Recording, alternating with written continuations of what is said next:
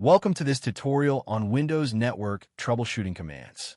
In this video, we're going to learn some of the most powerful built-in tools that Windows gives you completely free to diagnose and fix network problems on your own.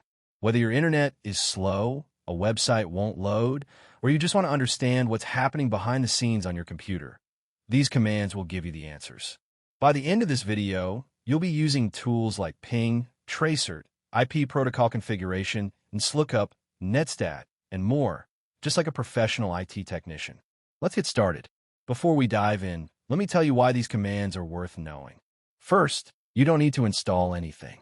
Every tool we're covering today is already built into Windows. It doesn't matter if you're running Windows 7, 8, 10, or Windows 11. These commands are available on all of them. Second, they are incredibly fast. Instead of waiting on hold with your internet service provider or searching through settings menus, you can run one command and get your answer in seconds. And third, these are the exact same tools that IT professionals use every single day. Learning them puts you on the same level as a network engineer when it comes to diagnosing connectivity issues. All right, before we run any command, we need to open the command prompt. There are 3 easy ways to do this. Method 1. Press the Windows key and the letter are at the same time. A small dialog box will appear.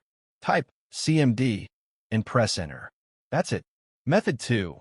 Click on the Start menu and search for Command Prompt. Click on it to open. Method 3. Right-click on the Start button in the bottom left corner. You'll see an option for Terminal or Command Prompt. Click on it. Now, one important tip. For some commands to work properly, especially ones that make changes to your network settings, you'll want to run Command Prompt as an administrator. To do that, right-click on Command Prompt in the search results and choose Run as Administrator. Okay, now let's look at our first and most important command. The first command is IP Protocol Configuration. Think of IP Protocol Configuration as your network identity card. It shows you all the basic information about how your computer is connected to a network. Type and press Enter. You'll see something like this. Your IPv4 address. This is the IP address assigned to your computer on your local network. It usually looks like 192.168.1. something. Your subnet mask. This defines the boundaries of your network. In most home networks, it's 255.255.255.0. Your default gateway. This is the IP address of your router. It's the door through which all your internet traffic passes. If you can't reach this address, you have no internet. Now, if you want even more detail, type that's IP protocol configuration /all.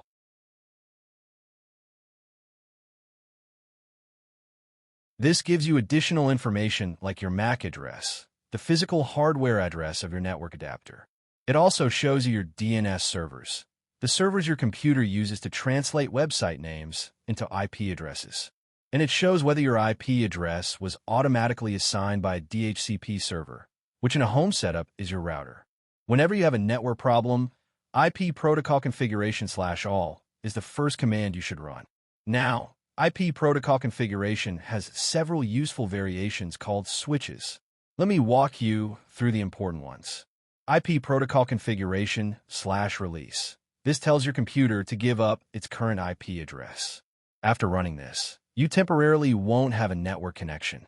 This is useful when you think your IP address is conflicting with another device. IP protocol configuration /renew. After releasing, run this to request a brand new IP address from your router. Think of it as a refresh for your network connection. IP protocol configuration /flushdns. This clears your DNS cache. We'll talk more about this in a moment, because it's one of the most useful commands for fixing website loading issues. And finally, IP protocol configuration /displays. This shows you all the DNS records your computer has stored in its cache. You can see which websites your computer recently visited and what IP addresses they resolve to. Let's talk about IP protocol configuration /flushdns in more detail, because this command fixes a surprisingly large number of everyday problems. So what is DNS cache? Every time you visit a website, your computer asks a DNS server, what is the IP address for this website? The answer is then saved locally on your computer so that the next time you visit the same site, it's faster. But here's the problem. Sometimes that saved information becomes outdated or corrupted. Maybe the website moved to a new server. Maybe your DNS settings changed. Maybe there's just a glitch.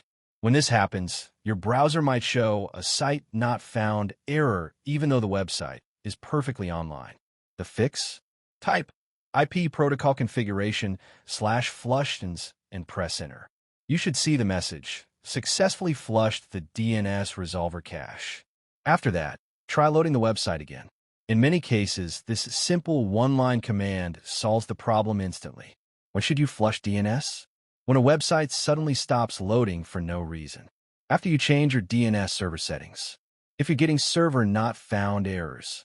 After a website has recently changed its server. Now let's talk about one of the most classic and widely used network commands of all time, ping.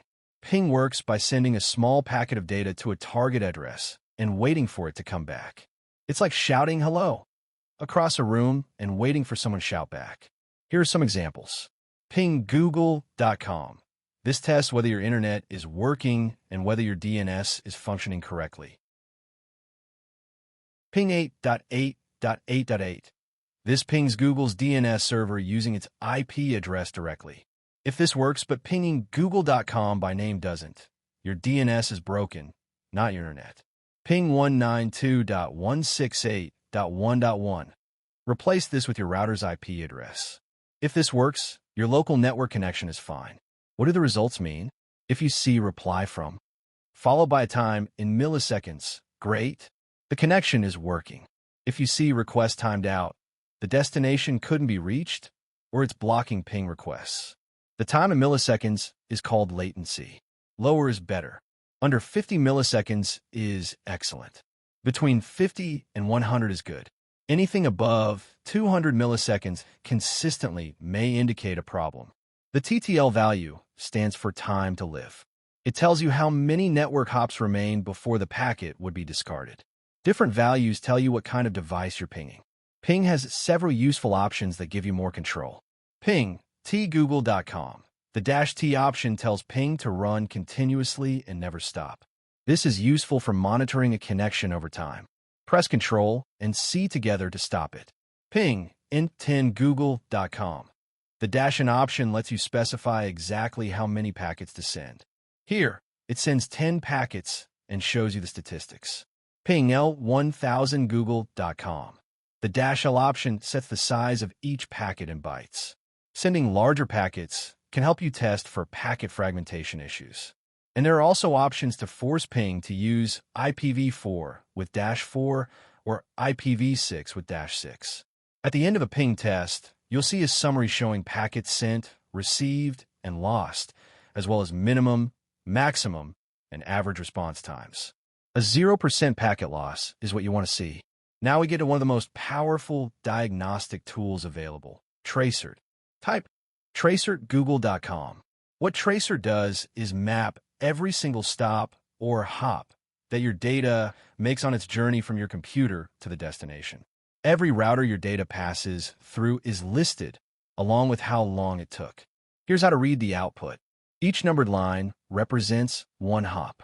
The number tells you how far from your computer that hop is. The 3-time values on each line, in milliseconds, represent 3 separate test packets sent to that hop. The IP address at the end is the address of that router or server. And here's an important detail. Sometimes you'll see asterisks like ****. This simply means that particular router didn't respond to the tracer probe. This is actually very common, especially for ISP routers, and doesn't necessarily mean there's a problem. The key is whether the final destination is eventually reached. So when would you actually use tracert? Here's a real-world example. Let's say a website is loading very slowly or not loading at all. You run tracert to that. You look at the output and notice that the first 5 hops, which are your local network and your ISP's network, all respond quickly, under 10 milliseconds. But then suddenly at hop number 6, the response time jumps to 500 milliseconds. And after that hop, everything is slow. That tells you exactly where the problem is at that specific router, which belongs to your ISP or a network in between. You didn't cause the problem, and now you have evidence to show your ISP if you need to call them.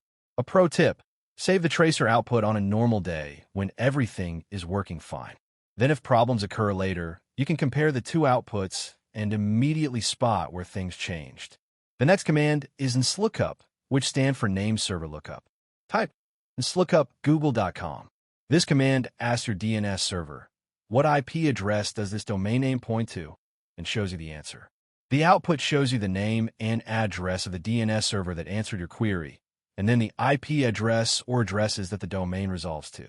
Here's a powerful trick. You can specify a different DNS server to query. For example, nslookup google.com 8.8.8.8.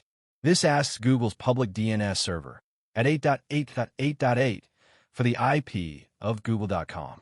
You can compare this result with what your normal DNS server returns. When is nslookup useful? If a website isn't loading, nslookup tells you whether the problem is with DNS resolution or something else. If nslookup returns an IP address for the website, but you still can't open it in your browser, the DNS is fine. The problem is elsewhere. But if nslookup fails to return any IP, your DNS is the issue. Let's talk about netstat, which shows you all the active network connections on your computer. Simply type netstat and press enter. But the more useful version is netstat, and the -A shows all connections and ports that are currently listening for incoming connections. The -N displays everything in numerical format, which is faster and easier to read. Another very useful one is netstat B. This shows you which application or program is responsible for each network connection. This is incredibly useful if you suspect a program is sending or receiving data without your permission.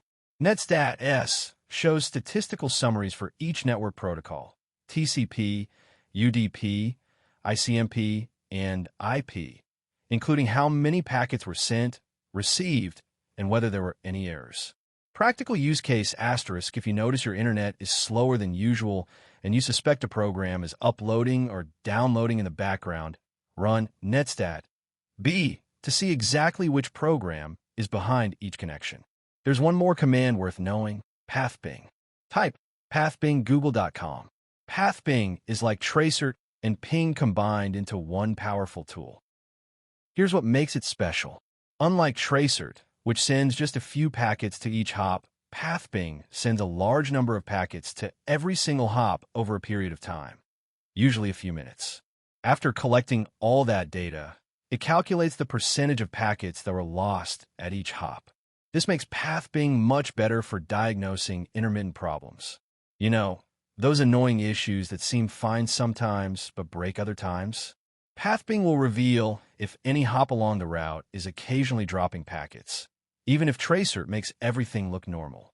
The trade-off is that pathping takes longer to complete, typically 3 to 5 minutes. But the information it gives you is far more detailed and reliable. Here's a quick reference for matching your problem to the right command.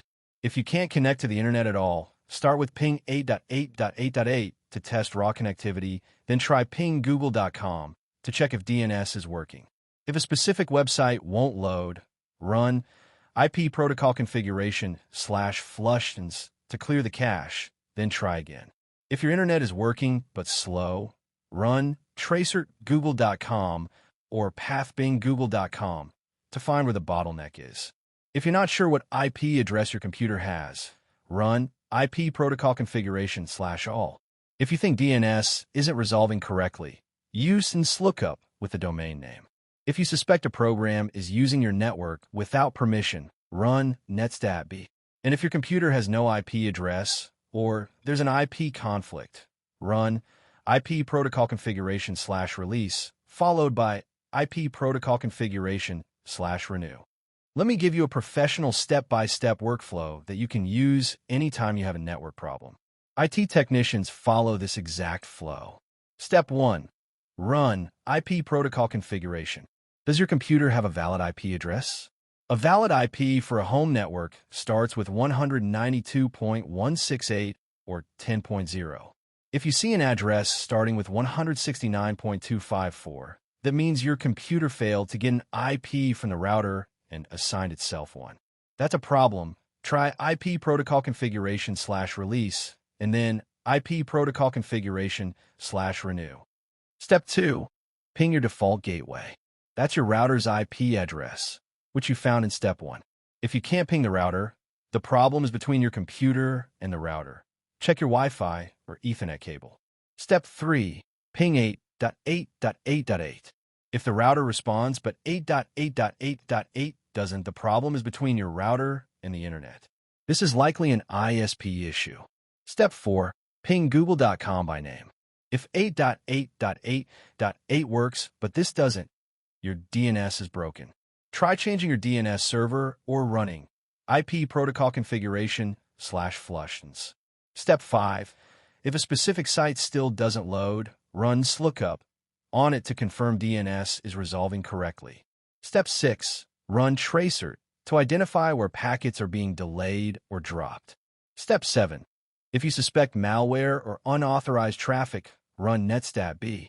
Following this flow will solve the vast majority of network problems you'll ever encounter. All right, let's quickly summarize everything we covered today. IP protocol configuration/all gives you a complete picture of your network configuration. Always start here. IP protocol configuration/flushdns clears your DNS cache and fixes many website loading issues instantly.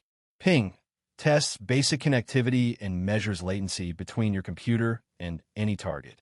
Tracert traces the route your data takes and pinpoints exactly where slowdowns or failures occur. nslookup checks whether DNS is resolving domain names correctly. Netstat shows you all active network connections and the programs responsible for them. Pathping provides a deep analysis of packet loss across every hop on the route. These are not just commands. They're your toolkit for taking control of your network. The more you practice them, the more confident you'll become at diagnosing issues that most people just give up on. I hope this video was helpful. If you have any questions, leave them in the comments below. And if you want to see more tutorials like this, make sure you subscribe. Thank you for watching, and happy troubleshooting.